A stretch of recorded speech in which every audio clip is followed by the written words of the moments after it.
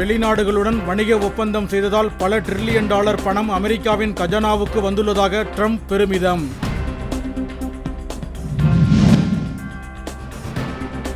இணையவழி தாக்குதலை முறியடிப்பதன் தேவையை ஆபரேஷன் சிந்தூர் கற்றுத்தந்ததாக நடுவண் அமைச்சர் ராஜ்நாத் சிங் பேச்சு. பீகார் பயணம் முதலமைச்சர் ஸ்டாலினுக்கு சமூக நீதி ஞானத்தை வழங்கும் என எதிர்பார்ப்பதாக பாமக தலைவர் அன்புமணி ராமதாஸ் கருத்து. சட்டப்பேரவை தேர்தலில் போட்டியிடுவதற்கான வயது வரம்பை 21ஆக குறைக்க தெலுங்கானா முதலமைச்சர் ரேவந்த் ரெட்டி வலியுறுத்தல். கடலூரில் உள்ள இனிப்பு கடையில் 70 கிலோ லட்டுகளை கொண்டு தயாரான பிள்ளையார் சிலை ராஜஸ்தானை சேர்ந்தவர் அசத்தல். சென்னை வேலப்பன் சாவடியில் பழைய பொருட்கள் கடையில் ஏற்பட்ட தீ விபத்தால் புகை மூட்டம், ஊர்தி ஓட்டிகள் கடும் அவதி.